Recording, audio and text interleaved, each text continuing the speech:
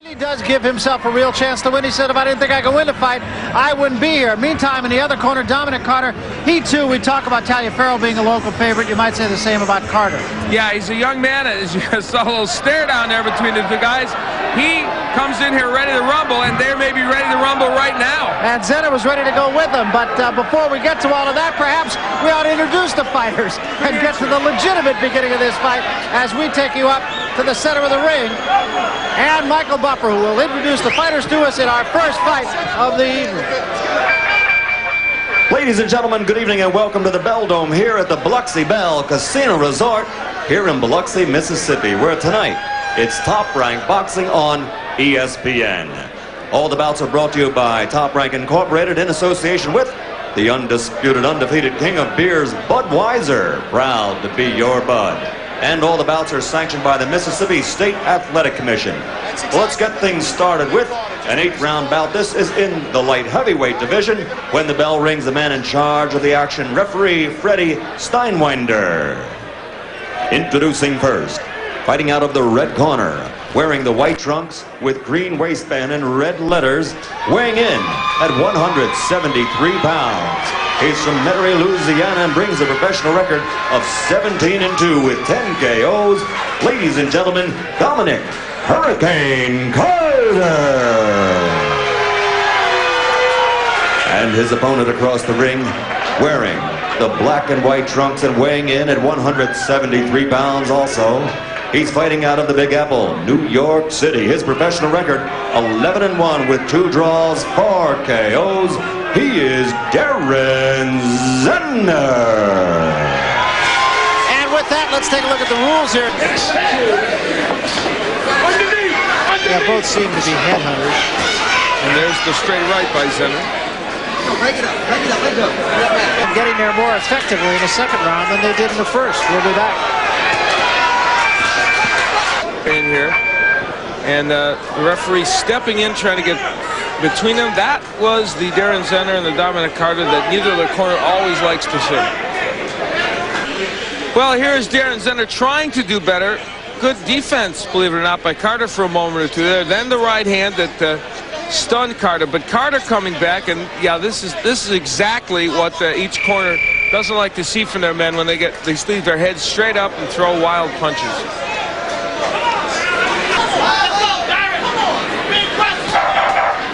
Coming to the end of round number 4, and Zenner's going to right hand drops him to a knee, and down he goes again. And that was perfectly legal because Zenner did get up. Or rather, Carter did get up. Dominick Carter going after Zenner, but to no avail.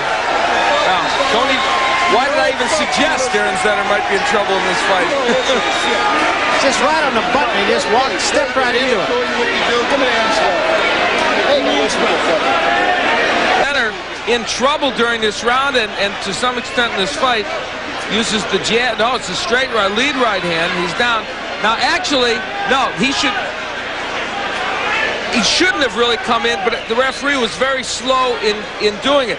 He should not have thrown the second punch. Now, that's a knockdown. The referee's coming in, and Zenner tried for another shot. By all rights, Zenner should not have thrown that second punch. Should have gone in neutral corner, absolutely. One of many decisions in life I regret. Both got there with a right hand. Well, it's exciting. It's becoming a brawl, which is exactly what neither man said they wanted to do.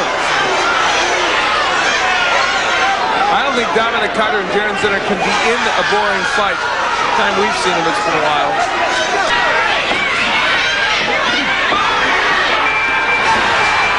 Right at the bell, Daren Zenner landed a shot that sent Dominick Carter down, and it was called a knockdown, and I think appropriately so by the referee. It might have been a second after the bell, but there was no way to really hold that punch by Zenner. Very close. Remember, you can't be saved with a bell in any round except the last. Here are the numbers, and Carter's still with a decided edge. Now, but this fight really is going to test judging. Dominick Carter was fired up to face Terry B, who he had lost to him, was trying to get some. Oh my, he was hurt by I think Zenner he right walked hand. into that one, and now Zenner just trying to find whatever he can. And he hit him with another right hand.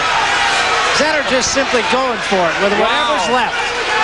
Both guys standing straight up, throwing arm punches, not moving their head. And there's a right hand. And down goes Carter again. That'll be a knockdown.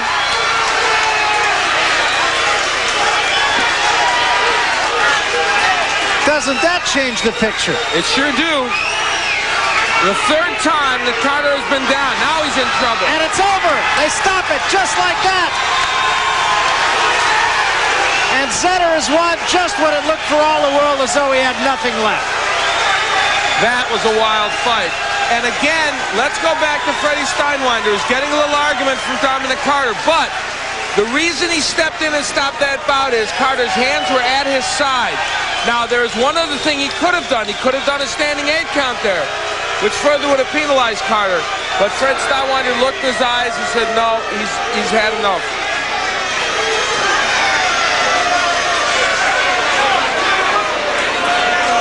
I think, actually, to tell you the truth, looking at Carter even now, he doesn't look exactly steady.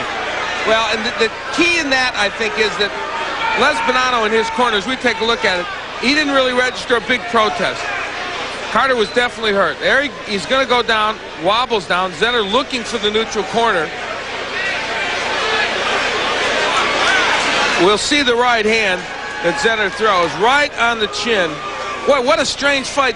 Dominick Carter did so much good work in this fight, and yet 3 times this happened to him.